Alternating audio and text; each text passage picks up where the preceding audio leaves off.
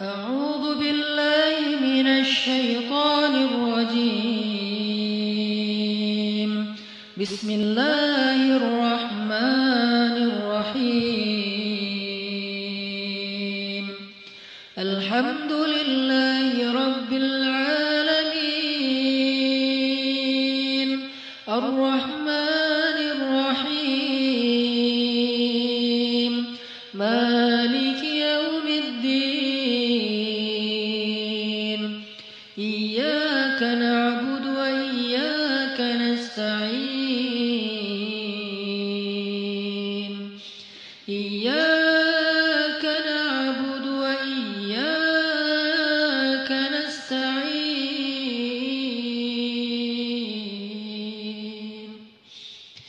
إياك نعبد وإياك نستعين.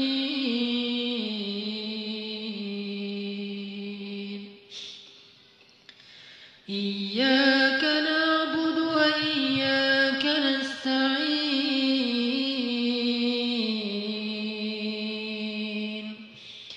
إياك نعبد وإياك نستعين.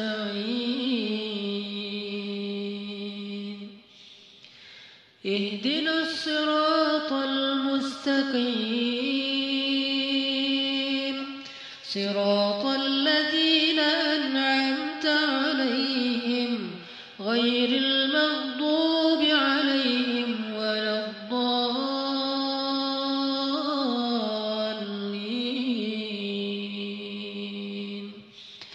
اهدنا الصراط المستقيم.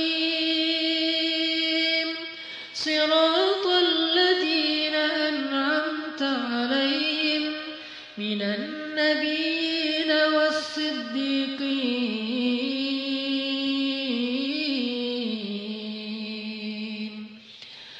صراط الذين أنعمت عليهم من النبيين والصديقين والشهداء والصالحين. Coba ingat, seandainya orang tua kita mulai sepuh, udah tua renta, apakah pernah ada adegan dalam kehidupan kita membentak orang tua kita, sampai orang tua kita merasa ketakutan kepada anaknya sendiri. Orang tua kita nggak berani untuk mengatakan keinginannya, ingin dibuatkan atau ingin dimasak, ingin dibelikan satu masakan kesukaan dia, saking takut dan saking kagetnya orang tua kita terhadap sikap kita yang pernah memarahi, membentak, bahkan kadang mencela orang tua kita. Coba ingat adegan itu yang pernah terjadi di suatu pagi di rumah kita kepada orang tua kita. Adegan yang pernah terjadi di suatu malam di hadapan orang tua kita. Bahkan kadang kita pernah memarahi orang tua kita sampai dia malu di hadapan orang banyak. Di hadapan saudara-saudara kita, di hadapan saudara-saudaranya, di hadapan orang banyak yang dia tidak kenal, mungkin di jalan, mungkin di pasar, mungkin di mal, mungkin dimanapun. Karena kita kecewa kepada orang tua kita, lalu kita marahi orang tua kita habis-habisan di depan orang banyak. Sampai orang tua kita merasa sedih, kecewa, lalu merasa takut kepada anak yang dulu sering dia gendong. Anak yang dulu dikecup keningnya, tetapi ketika anak ini merasa sudah mampu, sudah punya segalanya dan orang tuanya dalam keadaan lemah, dengan sombong dia membentak orang tuanya. Dengan sombong dia memarahi orang tuanya, tanpa pernah peduli dan tidak pernah lagi ingat bagaimana dulu dia diperlakukan oleh ayah ibunya. Ingat, adegan itu pernah terjadi dalam kehidupan kita. Kalau kita merasa kita tidak pernah melakukan itu, mungkin kita adalah seorang pelupa. Saya kira orang seperti kita yang dulu pernah masa-masa kelam, pernah nggak stabil emosinya, pernah mengalami masa-masa sulit. Saya kira semua kita pernah ngalamin masa ketika kita benar-benar menyakiti perasaan ayah dan ibu kita. Kita buang semua jasa mereka, lalu kita mengatakan kalimat-kalimat yang seolah-olah kita adalah anak yang tidak pernah mendapatkan kebaikan dari orang tua kita. Ayah kita diam ketika dimarahi oleh kita, dan dia tidak pernah mengatakan, dulu kamu pernah seperti ini tapi saya sabar. Dulu saya habis-habisan berkorban untuk kamu, saya korbankan semuanya, saya siang malam mencari nafkah untuk kamu. Ayah kita tidak pernah mengatakan itu di hadapan kita, dia tetap sabar. menanggung semua ucapan-ucapan dan bentakan dari anaknya. Apalagi ibu kita. Apakah dia mengandung kita 9 bulan hanya untuk ketika kita lahir lalu membentaknya? Dia mengandung kita 9 bulan dalam kepayahan, nggak bisa duduk, nggak bisa tidur, nggak bisa berdiri, jalan kemana-mana berat. Apakah hanya untuk melahirkan seorang anak yang congkak, sombong, yang kemudian membentak ibunya hanya karena kesalahan kecil yang dilakukan ibunya? Ingat, adegan itu pernah terjadi dalam kehidupan kita. Lalu coba baca perintah Allah. Sehingga pantas jika Allah Subhanahu wa Ta'ala sangat murka kepada anak sesoleh apapun dia, ahli tahajud sekalipun, tinggal di Masjidil Haram sekalipun, kalau dia durhaka kepada ayah ibunya, ini tidak ada nilainya di mata Allah Subhanahu wa Ta'ala. Imma yablughanna 'indakal kibara ahaduhuma aw kilahuma fala taqul lahumā uff. Seandainya salah satu dari mereka atau keduanya tumbuh atau hidup bersama kalian dalam tanggungan kalian, maka janganlah sekali-kali kalian mengatakan kepada keduanya kalimat-kalimat yang menyakiti. Uffin. Allah larang kita untuk mengatakan itu. Lebih baik kita tidak pernah sholat sunnah sekalipun kalau kita masih bisa tetap menjaga lisan kita kepada orang tua, daripada kita menjadi ahli ibadah tetapi kita tidak mampu menjaga lisan kita dari menyakiti orang tua kita. Fala taqul lahumā uffin wa la tanharhumā. Fala taqul lahumā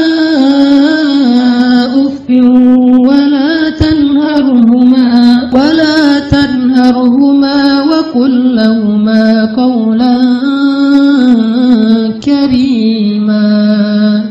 Fala taqul lahumā uffin. Kalimat uff ini adalah kalimat ketika seorang anak tidak mau mendengar ucapan nasihat dari orang tuanya. Dia berpaling, maka itu adalah kalimat uff.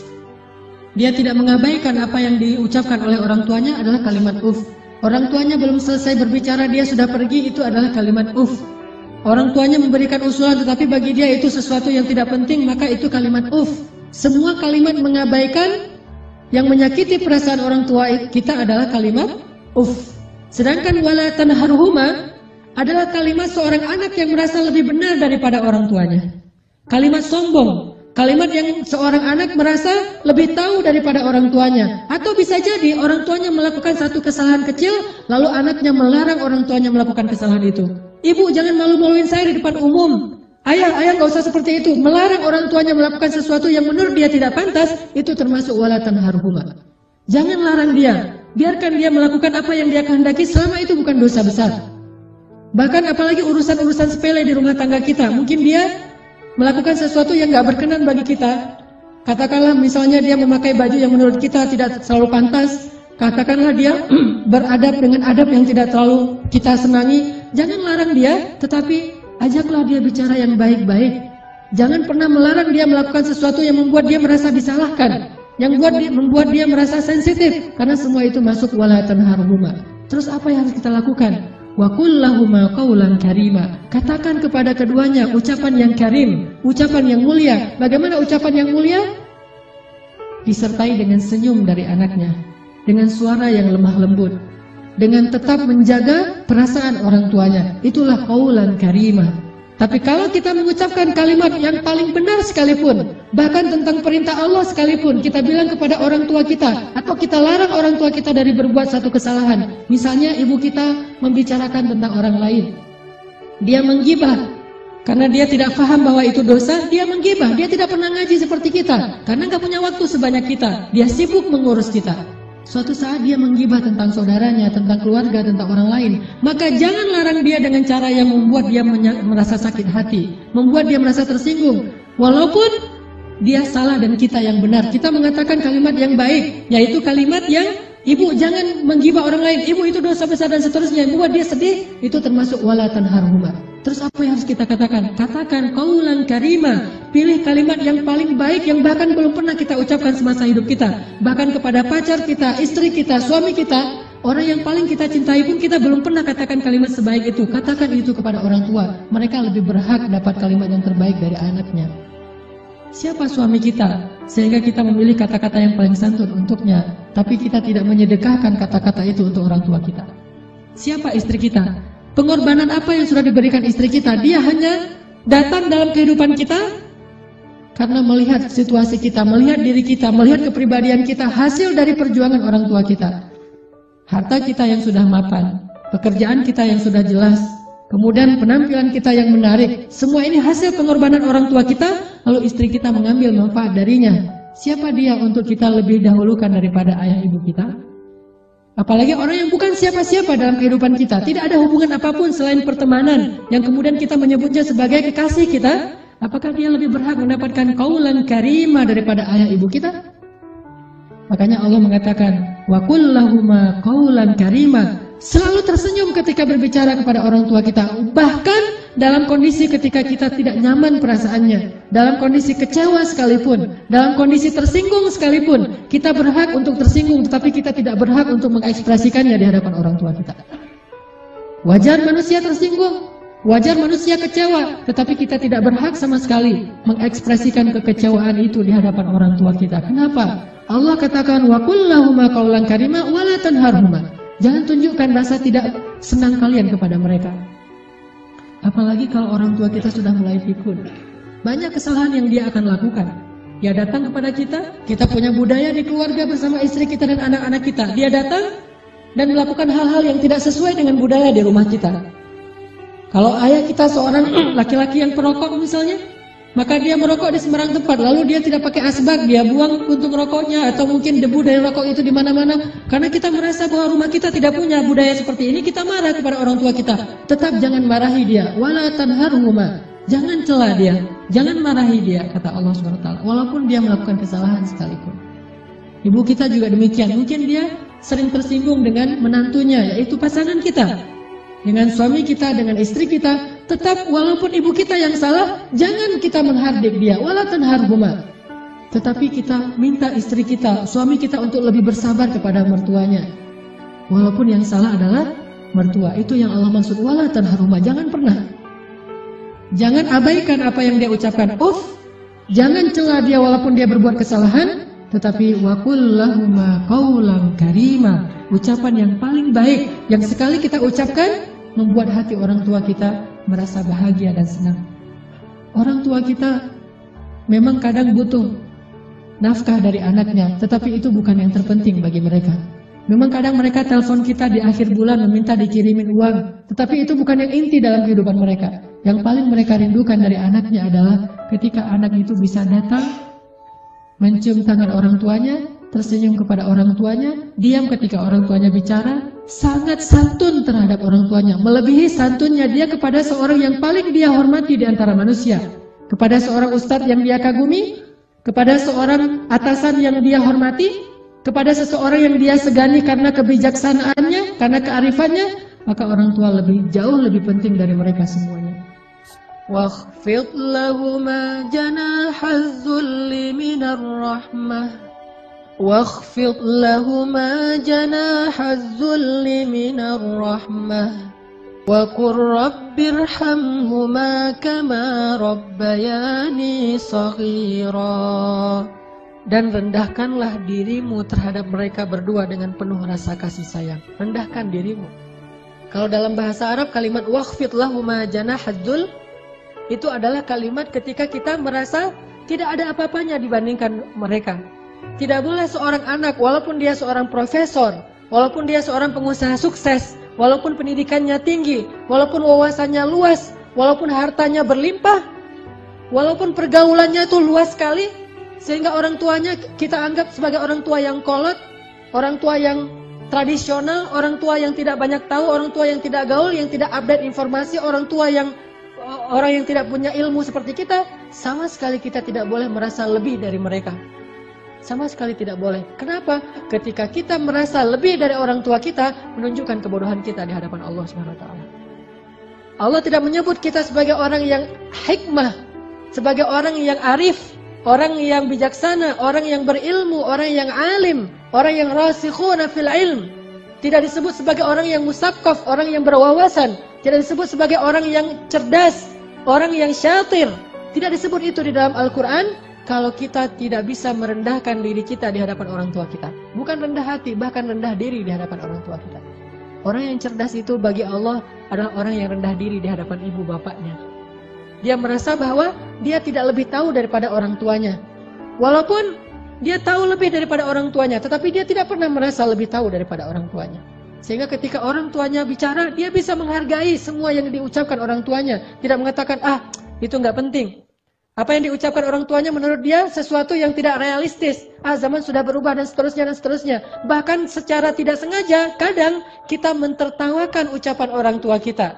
Kita mentertawakan kekolotan orang tua kita yang kadang-kadang tidak dia sengaja dia tunjukkan di hadapan kita dan anak-anak kita. Bahkan kadang kita mengajak pasangan kita. Kita mengajak anak-anak kita untuk semuanya mentertawakan nenek mereka, mertua mereka, ayah atau ibu kita di hadapan orang banyak. Bakti seperti apa ini? Seorang anak kepada ayahnya dan kepada ibunya. Ketika kita sama-sama bersama keluarga kita, anak kita yang udah pintar megang gadget, istri kita yang di tangannya selalu ada HP, sementara kita juga sibuk dengan pekerjaan kita. Apa yang ada di tangan ibu kita? Foto anaknya, foto kita ketika kita masih kecil. Dia rindu masa-masa ketika dia bisa memeluk anaknya yang sudah lama tidak memeluknya. Tapi dalam situasi kayak gitu kita mentertawakan orang tua kita. Siapa kita? Apakah kita menjadi seperti sekarang ini tanpa pengorbanan dari mereka? Maka Allah mengatakan wakhfid lahuma janahadzulli minar rahmah. Rendahkan dirimu di hadapan orang tuamu beserta dengan kasih sayang.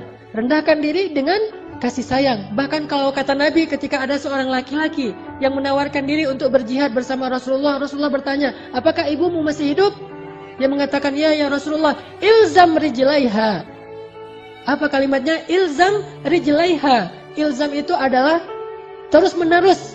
Rijlai artinya dua kaki. Ha adalah perempuan. Maka terus meneruslah kamu seolah-olah berbakti kepada ibumu dengan kalimat terus meneruslah kamu mencium kaki orang tuamu atau ibumu. Disuruh cium kaki ibu kita oleh Rasulullah. Ilzam rijlaiha. Karena sesungguhnya di bawah kaki ibu kita, saking rendahnya surga di mata Allah dibandingkan seorang ibu, ternyata surga itu di bawah telapak kaki ibu. Ilzam rijlaiha kata Rasul. Bukan berjihad.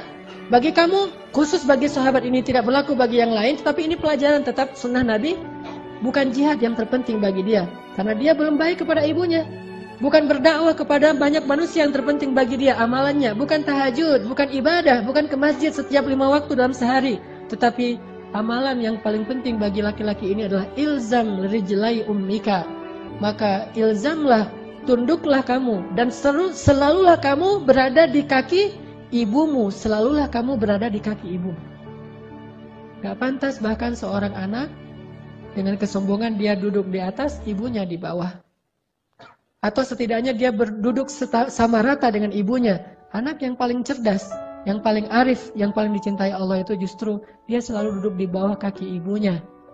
Dia manja kepada ibunya, dia memijit-mijit kaki ibunya yang mungkin dulu di masa yang dia masih kecil lelah. Bukan lelah sekarang, apa sih ibu mah kerjaan dari pagi tidur aja. Mungkin sekarang dia tidak lelah karena dia sudah tidak banyak pekerjaan. Tetapi dia pernah sangat-sangat lelah ketika membesarkan kita. Maka kalau dulu kita tidak pernah memijit kakinya, sekarang kita balas. Kita mijit-mijit kaki ibu kita.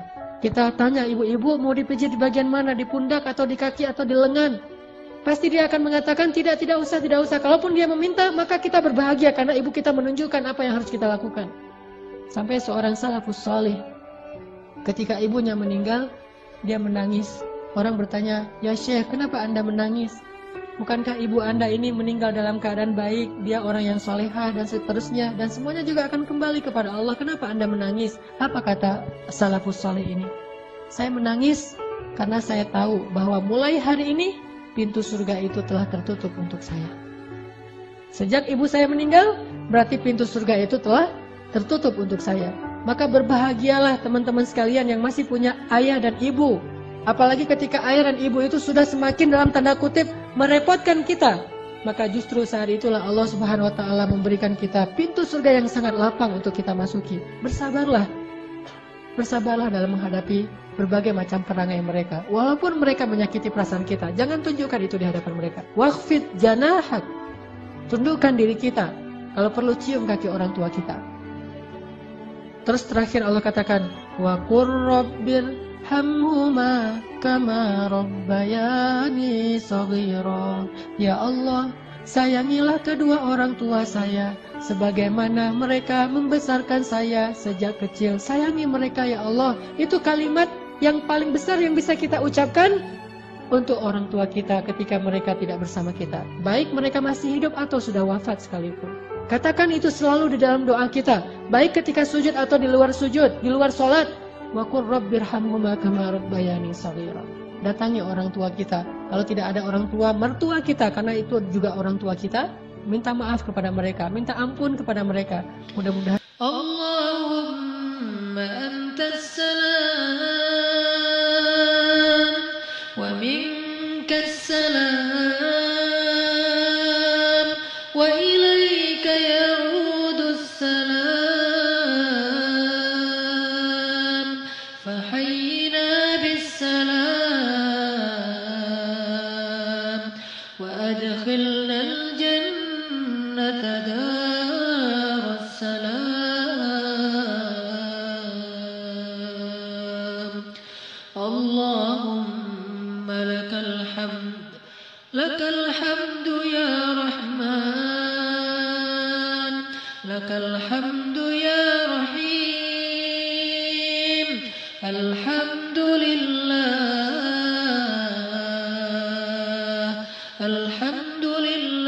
ala ni'matil Islam.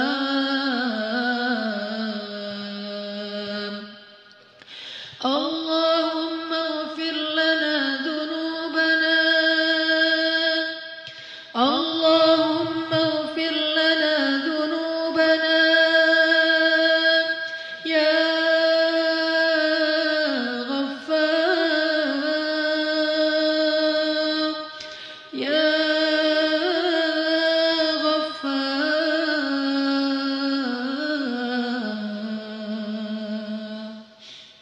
Allahumma ighfir lana dhunubana.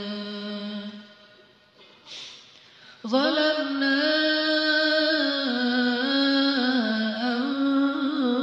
anfusana, zalamna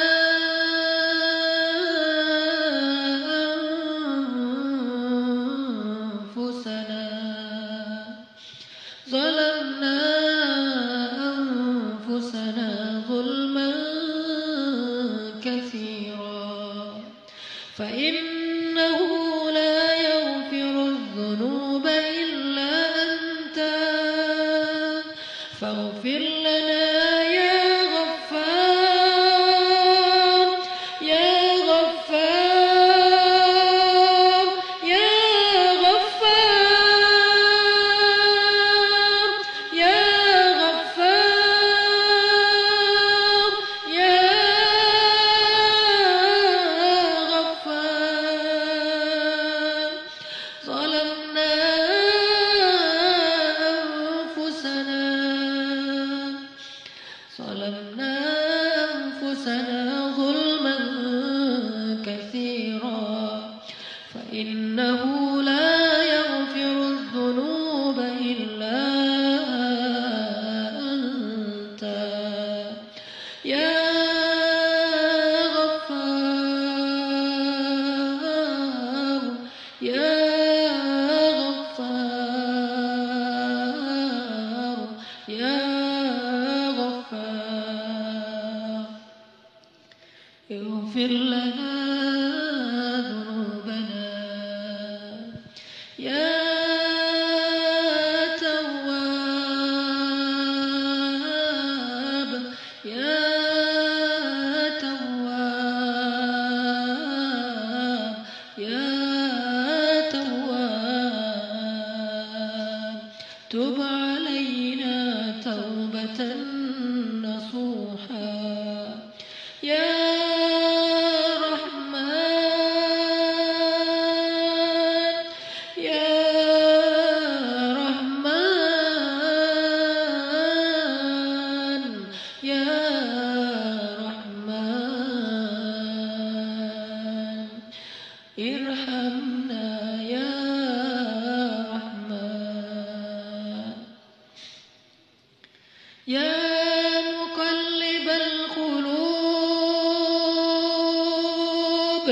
يا مصرف القلوب يا رب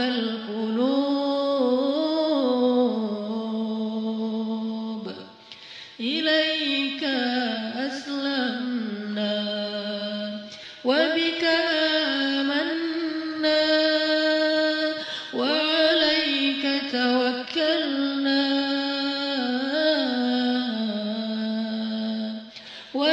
وإليك أنبنا اهدنا يا الله يا الله يا الله يا الله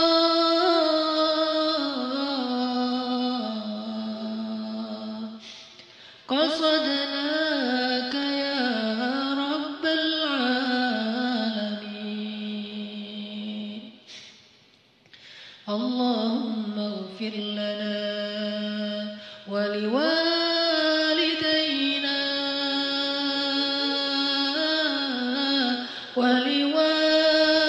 ولوالدينا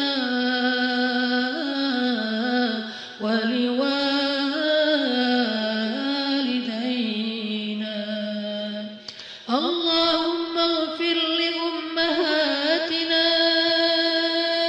لأمنا أمنا يا الله أمهاتنا يا الله اغفر لها يا غفار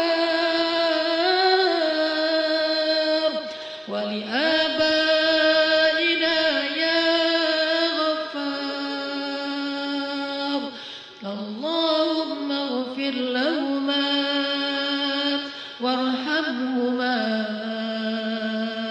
وارحمهما كما ربيانا صغارا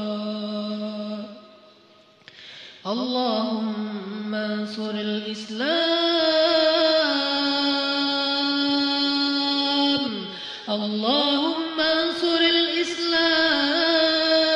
الإسلام اللهم انصر الإسلام والمسلمين اللهم انصر المسلمين في فلسطين اللهم انصر المسلمين في سوريا اللهم انصر المسلمين في يمن اللهم إنهم إخواننا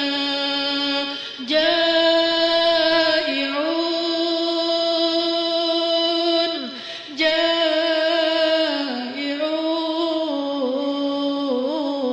جائعون اللهم إنهم ضعفاء